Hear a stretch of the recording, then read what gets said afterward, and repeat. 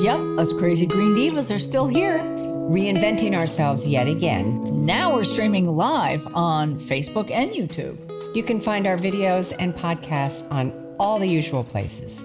Still sharing low-stress ways of living a deeper shade of green. Hey, welcome to the Green Diva Show. I'm Green Diva Meg. And I'm Green Diva Lisa. And we have a fun, springy show, almost. Spring hopes eternal, right? That kind of thing? We're getting a teaser. I know, we really are. I'm such a sucker for like a little bit of sun and a little bit of warmth. Me too. Pick me. Yeah, exactly. Pick me. So let's see. I realized that in a couple of weeks, I'm going to be going down to North Carolina, and how weird it is to think about traveling. Yeah, it is. But it's all for a good cause. Yes. My youngest daughter, Mary, her nickname was always Little Mary. And now she's Mary Little. Actual last name now is Little, so it's Little Mary Little. Is Mary Little. Anyway, she and her husband, Briar, are going to be bringing on our next grandchild. That's awesome. So it's going to be a nice, really nice trip. Well, for like 1,000 reasons. You know what? I need a little vacation from the dog. Can I say that without getting in trouble? It's a 90-pound puppy. He's like having a teenager. He's, maybe a toddler teenager. Uh-huh. He's fun, he's adorable, and he's a little rebellious and annoying. He's a puppy. But he's gigantic. He is. Nobody knows he's a puppy when he's bounding towards you. Yeah. A little bit terrifying to people who don't. But anyway, he's great. He's a great adorable guy. And it's not just that. It's like the chickens and, the cat's like sitting on me meowing the other day. The cat woke us up last night. She never does that. What is wrong with our animals? Anyway, I love them all. I am an animal freak, but I can see that I need a tiny bit of a break. That's all. Just a little bit. Uh-huh. You're going to take care of the chickens right, for us? Yeah, apparently I'll be helping out with the animals while they're... Speaking of chickens, Wayne and I yesterday started plotting and planning the chicken expansion. Oh, boy. The chicken in... Is that what we called it? I can't remember. We had a name for it, the chicken coop. Anyway, we're going to have an expansion. Wayne has got big plans. Mm-hmm. So you're not getting goats. You're going for more chickens instead this year. We'll probably build the barn for the goats, and we will do the enclosure with the electric fencing. And the new, improved, expanded chicken coop will be within that. Mm-hmm. And but I'm thinking we're going to wait one more year for the goats. Probably a good idea. Yeah. Work your way up. Rhodey is a guardian dog, right, for livestock. But he's not mature. This Great Pyrenees mature slowly, so he's not ready. He's just going to not be ready till next year. Yeah. So what are we going to talk about today? So we're going to talk about GDs at Home segment today. We're going to talk. Oh, yes. Right? We're going to talk about kitchens, my favorite room in the house. How to green them up. Green them up, clean them up, green them up. And we've done I started combing through old segments and posts and podcasts. Now, we've done a lot. We're probably not going to talk about anything we haven't talked about before in the last 10 years, but it's so important and it bears repeating. Yes, it does. And we started our new segment series last week, How to Prepare for Climate Change, which is based on the book by David Pogue, How to Prepare for Climate Change. Anyway, we're pretty excited because in the next couple of episodes, Mr. Pogue will be with us to talk about a couple of topics. We're trying to drill down a little bit because there's so much in the book, but I think that today we're going to talk about generators. Backup energy in the form of generators. Yep. Because as we prepare, this is one of the things we need to think about. And don't we know it up here? Right. The one thing that all the climate disasters have in common is loss of power. Mm-hmm. Lack of power. That was our dilemma. That's just, some people know what that means, but whatever. Sometimes I can't help what happens in my head. I can't help it. Before we move on to all the fun stuff, I want to say thank you to all the new folks that are following and subscribing and listening and sharing and interacting with us on social media. And for those that are watching us but haven't subscribed yet, please subscribe to our YouTube channel, The Green Divas, and find us at The Green Divas. And you can ask your smart speaker, whatever her or his name is. Don't say it. He or she who shall not be named. Right. Don't say it, because they all start going, what? Ping, ping, ping. Anyway, thank you. And Yes. thegreendivas.com? That's THE, greendivas.com. Yes, you did.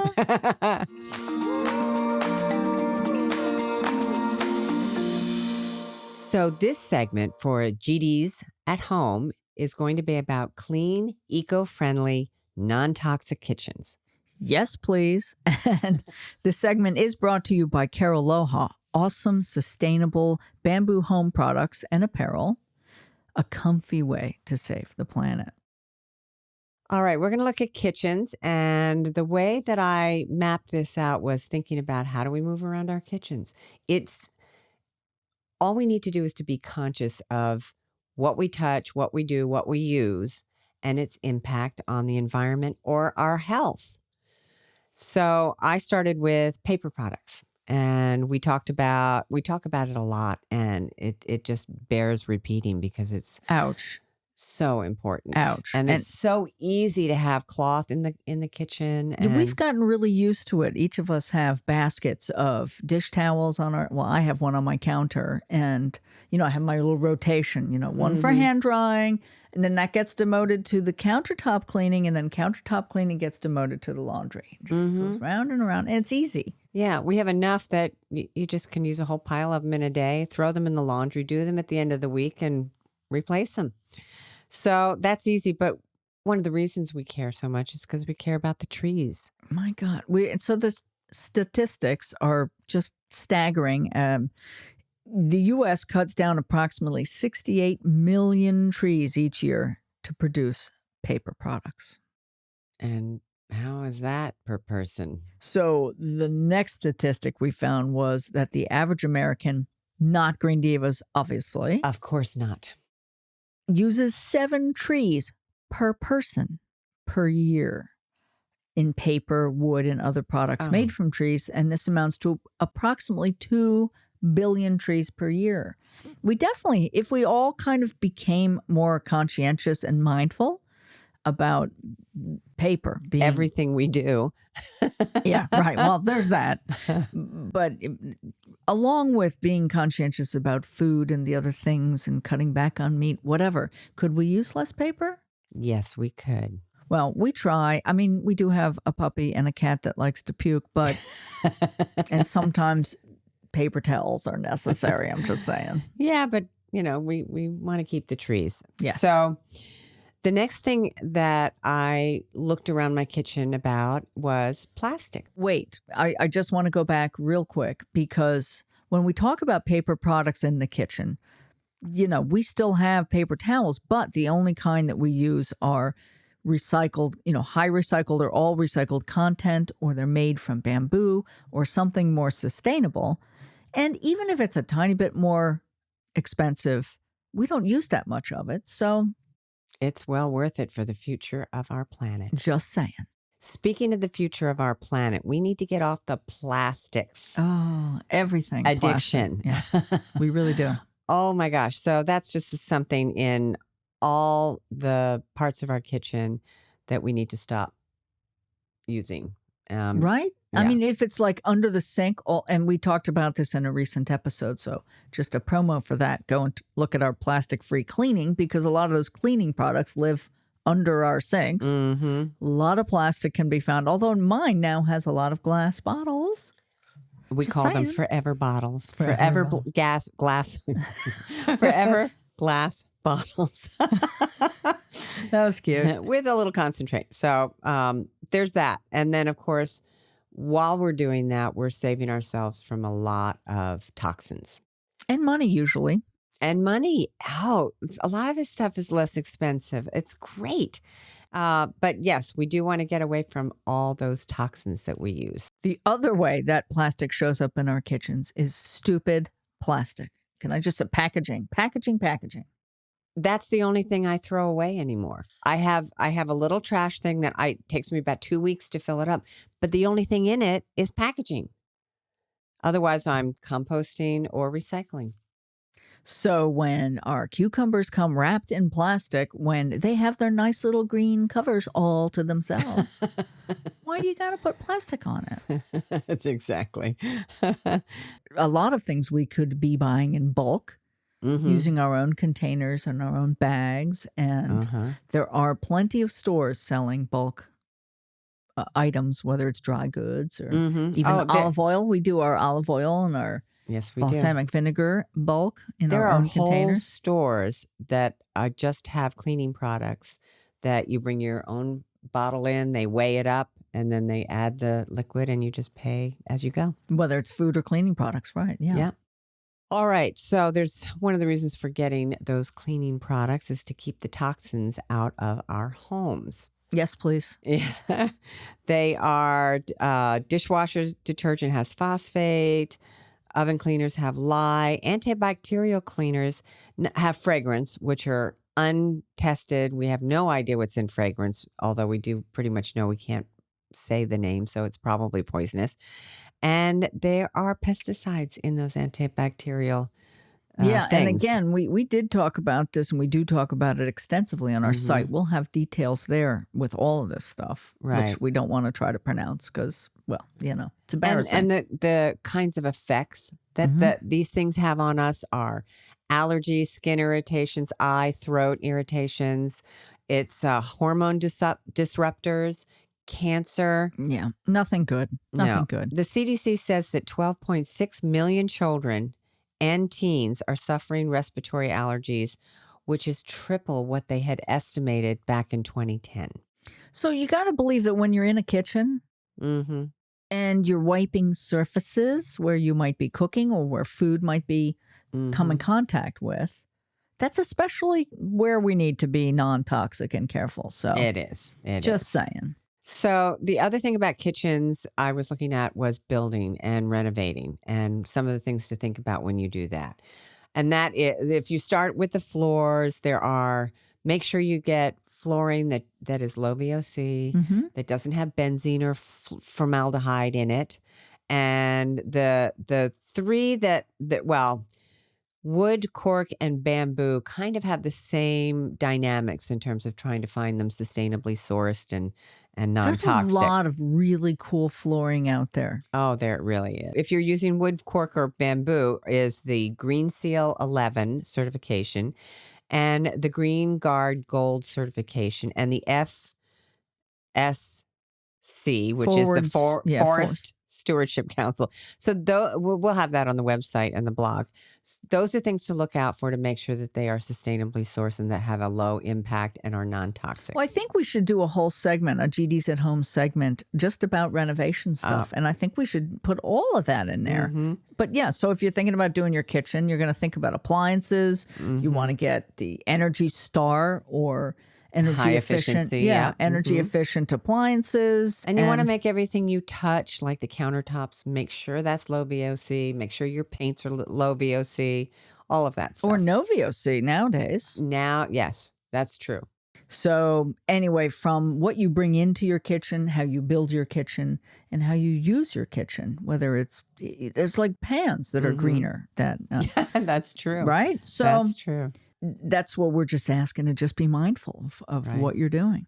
So this segment was sponsored by Caraloha, soft, cool, clean, and green, making home goods and apparel from sustainably sourced bamboo.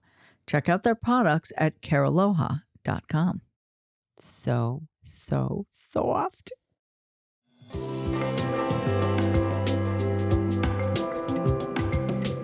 Okay, so we are on with David Pogue. Hi, David. Hello. Talking about his book, we're drilling down into details on how to prepare for climate change. So today we thought we'd talk about backup generators. energy. backup energy in the form of generators. Generators. Oh, baby. Yes. It turns out that these United States of America happen to be the developed world leader in blackouts. We are What? the Get power out of failure town. champions. Yes, indeed. We get more than any other country in the developed world. Something to be proud of. Yeah. Nope. So if you are at all interested in protecting yourself against this very common climate disaster side effect, which is power failure, you need a generator. And, I really tried to avoid making this book all about, how rich people can protect themselves against climate change. We all know that climate change affects disproportionately areas of low income and communities of color. And I really didn't want it to be that book. So it doesn't have to be an expensive generator. And by the way, there's a big fat footnote to this, which is if you have solar panels and a battery backup, like a Tesla Powerwall, which is also very expensive, then you can ignore all this because you have your own generator. You have a backup system for your house already. But I keep for the telling rest my of the world- husband that. Yes, exactly. Well, let me know if you'd like me to write him a note. The options for a generator range from like these whole house automated systems that come on automatically when there's a cut in power. You're only without power for 10 seconds. These are called standby generators. They're permanent. They use natural gas as their power source. And you don't have to think about it. You don't have to feed them with gasoline. You don't have to start them up. And they can power your entire house if you want, so that you basically ride out power failures in style. We live in Connecticut, my family, and we have lived through Hurricane Sandy in 2012, which was awful. It was 6 days without power, heat. I mean, everything in our refrigerator was lost, everything in our freezer. There was no internet, there was no TV. I had 3 little kids. So it was literally blankets and candles and having the conversation about how lucky we are to live in the modern era. But let me tell you, that got old after about 2 hours. It wasn't much fun starting on the second day. So we decided that we were going to get a generator so we would not be in this predicament again. And what we got was one of these standby generators, but I didn't want to spend no $10,000. So I asked the guy, could we get a little one and just fire up the kitchen and 1 bedroom? So that at least if another disaster happened, I think it's the kitchen, the living room, and 1 bedroom. If another disaster happened, we wouldn't sit there and be shivering with no food. And we did. So you can save a lot of money by getting a little one and having an electrician wire up only the essential areas of the house. That's a personal tip. Then you can go to Home Depot and you can get what most people get, which is this gas-powered or propane-powered regular generator. You start it up like with a choke, like a lawnmower. They're very noisy. They're very stinky. You want to keep them away from windows. Don't have it in the garage because the gases are bad for you. And they need gas. And gas is in short supply in a disaster. Everybody is beating a path to the sources and people run out.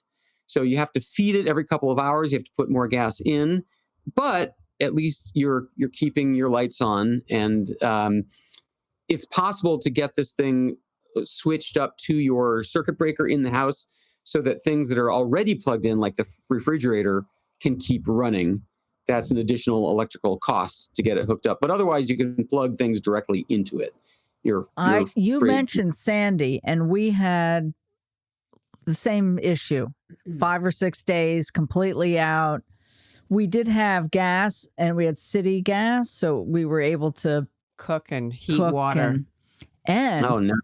We had 2 huge gas fireplaces. There's an old building that had been renovated. And my husband and I are like wood fireplace nuts. And we were all grumpy about like, oh, these are gas. I'll tell you what, we slept in front of the one in the living room and it really kept us from freezing. But wow.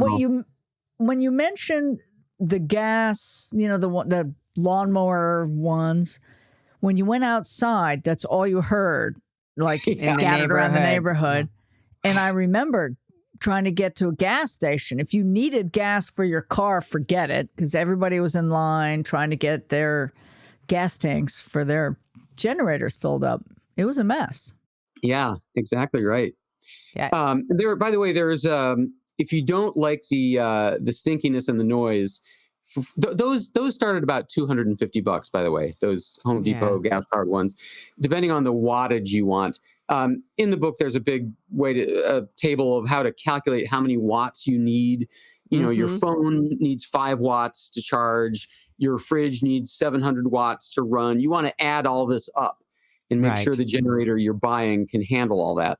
But there's something in between the two kinds of generators I've just described. There's something called an inverter generator. And this is much smaller. It's not noisy. It's not stinky. It generates DC electricity and converts it to AC for you to plug things in. Looks more like a high-tech suitcase. Twice as expensive, like talking $700, $800. But now you'll know when you go to Home Depot why there are two generators with the same wattage with radically different prices. One's probably an inverter. And then maybe go ahead.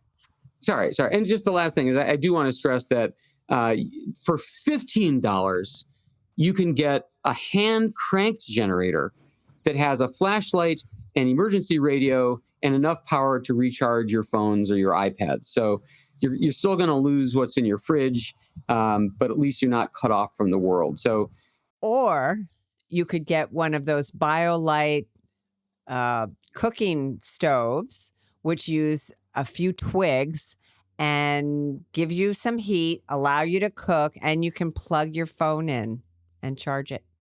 That's absolutely right. Yep. It doesn't generate I love that smoke. company. It uses a fan that passes over the fire so you can get warm and get cooking done with very little heat and very little smoke. Yep. So full disclosure, my husband is in the emergency power generation industry. Oh. So I know all about what you're talking about, but he does mostly commercial. Me all this time? He does like hospitals, banks, data centers. However, we're like the cobblers without any shoes, man. We don't have anything here yet. Oh, you don't? We lost power for 5 days the first month we were here, right? Last winter. Ice storm. Well, hey, husband, get on it. What are you doing? I know, right? Actually, he's been really busy. Do you know how hard it is to get a generator right now? Oh, my gosh. It's really hard. Oh, and that's right. What we're looking for here is at least 20,000 watts because we want to run some of the studio, some of the house. We have a little compound here. We do. Screw the chickens. We're not heating them up. But we get eggs. Screw the chickens. Yeah, it's wild how anything home related. I mean, you can't get painting companies or carpentry companies. You can't do. I mean, everybody is investing in their homes right now. Because we've all been stuck here going, wow, I got to fix that. David, thank you again. Is there anything else that we need to know about emergency backup power? No, I wish there were a non-expensive way to do it, but really, unless you're going for the little hand crank jobber, $200 or $300 is the starting place, and it goes up from there. You do sleep much better at night, knowing that you're covered. So for anyone who lives in power disruption country, which is either the western half of the United States or the eastern half, or somewhere in the middle. Or somewhere in the middle. Or here in Lafayette, New Jersey. For me, it was the best home improvement I've ever made. I mean, we've had the power in Connecticut goes out all the time now. And here too. We can write it out. Right on. Thank you. Thanks, you guys. We'll look forward to talking to you again soon. Thank you. All right. Well, that was really fun talking to David, and we thank him. Always fun talking to David. And in case you didn't know, he is often found on CBS Sunday Morning doing some fun and interesting segment. That's where we first caught eyes on him. And on Nova, which is on most local PBS stations. So check his book out, How to Prepare for Climate Change, and join us again next week. Do it. So, what'd you think? Let us know. And in the meantime, follow our YouTube channel. Follow the Green Divas on Instagram, Facebook, all the usual social media hangouts. And now you can ask your smart speaker to play the Green Divas podcast. And I have a favor. Please share this with your friends. Thanks in advance.